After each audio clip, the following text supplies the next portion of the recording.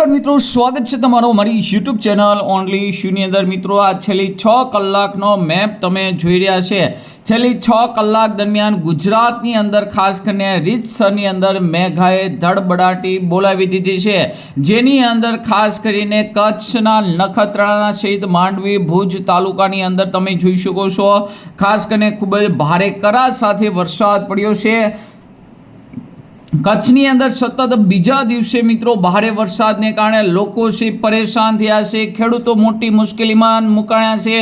તો બપોર પછી મિત્રો તમે જોઈ શકો છો ખાસ કરીને સૌરાષ્ટ્રની અંદર ખાસ કરીને મધ્ય સૌરાષ્ટ્રની અંદર અમરેલી, ભાવનગર, રાજકોટ, સુરેન્દ્રનગર, બોટાદ અહીંયા તમે જોઈ શકો વચ્ચેના જે ભાગો છે આ ભાગોની અંદર રીતસરના મિત્રો ધબધબાટી ચાલુ થઈ ગઈ છે। અને ખાસ કરીને તમે જોઈ શકો છો તેમજ દક્ષિણ ગુજરાતની અંદર પણ મિત્રો ખાસ કરીને સુરત આજુબાજુના વિસ્તારો છે, દક્ષિણ ગુજરાતના ભાગો છે, આ વિસ્તારોની અંદર ખાસ કરીને મેહુલીઓએ પોતાના મંડાણ બાંધ્યા છે। ભારે પવન ગાજવીજ સાથે વરસાદ પડી રહ્યો છે।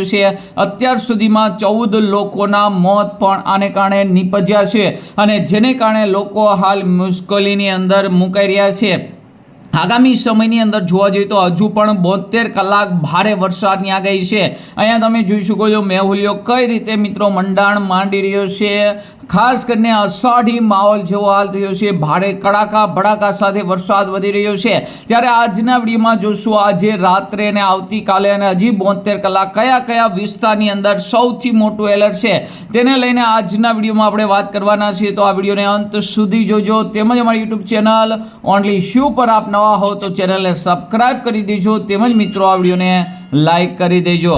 તો તમે મિત્રો લાઈવ જોઈ રહ્યા છે ખાસ કરીને ગુજરાતના જુદા જુદા ભાગોની અંદર વરસાદ છે હાલ મિત્રો ધબધબાટી બોલાવી રહ્યો છે અને તેને કારણે જ મિત્રો ખાસ કરીને ગુજરાતના ઘણા ખરા ભાગો એવા છે ત્યાં મિત્રો અત્યારે વરસાદને હિસાબે મિત્રો ખાસ કરીને મુશ્કેલી। અહીંયા મિત્રો આઇકોન નામનો મેપ ચાલુ કર્યો છે જેની અંદર તમે જોઈ શકો છો કે સૌરાષ્ટ્રની અંદર, કચ્છની અંદર અને ખાસ કરીને દક્ષિણ ગુજરાતની અંદર આજે વરસાદ પડી શકે છે।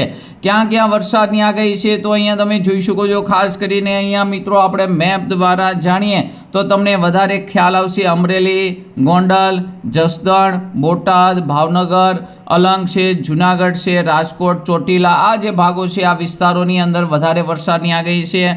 આ સિવાય તમે જોઈ શકો છો મહુવા, અલંગ છે તેની આજુબાજુના વિસ્તારો છે। આ સિવાય તમે જોઈ શકો છો કુંડલા, ધારી, બગસરા, પાલીતાણા। તો ખાસ કરીને અમુક વિસ્તારોની અંદર વાતાવરણની અંદર પલટો આવ્યો છે તો અમુક વિસ્તારોની અંદર અહીંયા તમે જોઈ શકો છો ગઢડા, બાબરા, જસદણ, બોટાદ, બળવાળા, વલભીપુર આ વિસ્તારોની અંદર ખૂબ જ ભારે વરસાદ હાલ મિત્રો બતાવી રહ્યો છે। આ સિવાય મોટી રાત્રિના સમયગાળા દરમિયાન પણ મોટી આગાહી છે।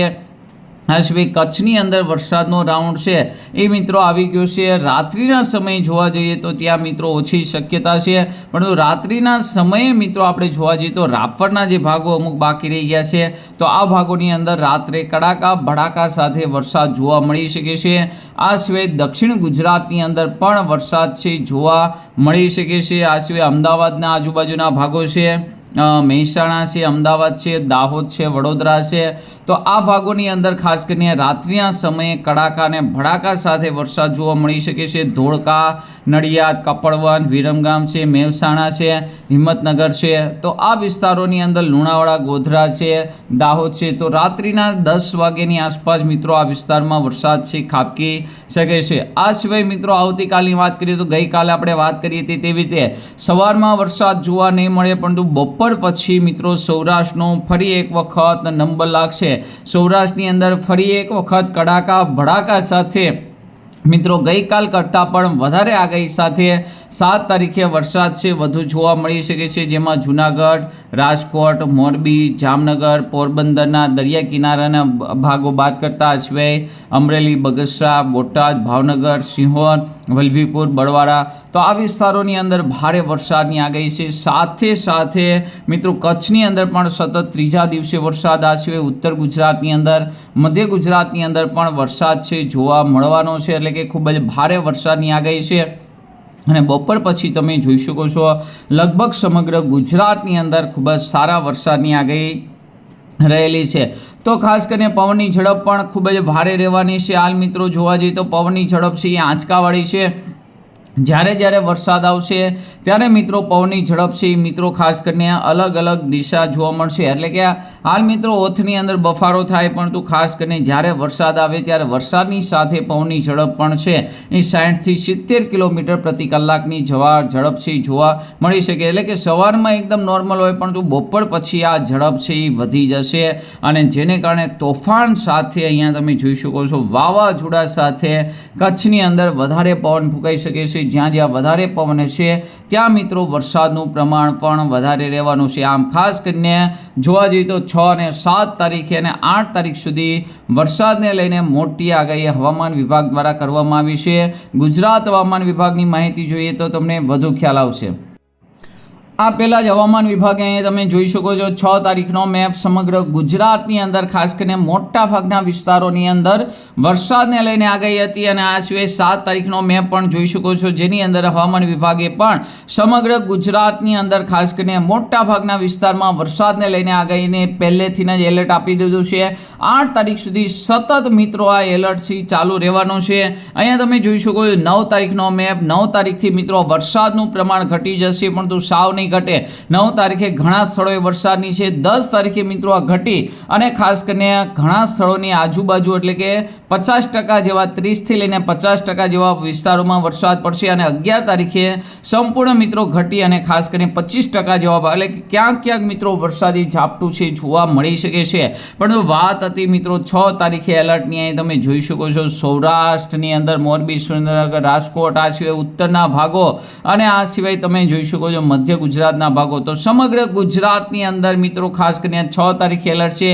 એવું જ એલર્ટ મિત્રો 7 તારીખે પણ રહેવાનું છે. 7 તારીખે બુધવારે પણ મિત્રો ખાસ કરીને કચ્છ સહિત સૌરાષ્ટ્ર અને ઉત્તર ગુજરાતની અંદર વરસાદને લઈને સૌથી મોટું એલર્ટ છે. કેરીના પાકને મિત્રો હાલ ભારે નુકસાનના વિડીયો સામે આવી રહ્યા છે. ખેડૂતો હાલ મિત્રો ચિંતામાં આવી ગયા છે.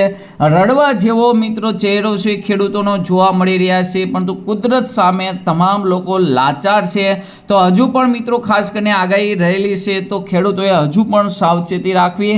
બાકી કુદરતના હાથમાં છે, આપણે આના માટે કંઈ પણ ન કરી શકીએ. એક આપણાથી મિત્રો પ્રાર્થના થાય કે ખાસ કરીને આ છે વરસાદ ટકી રહી છું, કે ખાસ કરીને ગીર સોમનાથની અંદર જે તાલાળાનો વિસ્તાર છે આ વિસ્તારમાં થોડીક મિત્રો વરસાદની શક્યતા દરિયાકાંઠાના ભાગોની અંદર ઓછી હોવાને કારણે ત્યાં મિત્રો નુકસાની ઓછી જોવા મળશે, પરંતુ કચ્છ અને દક્ષિણ ગુજરાતની અંદર મિત્રો ભારે નુકસાન જોવા મળી શકે છે. પડે અપડેટ માટે મારી યુટ્યુબ ચેનલ ઓનલી યુને જોતા રહેજો. આજના વિડીયોમાં આટલું જ. અસ્તુ. જય હિન્દ, જય ભારત.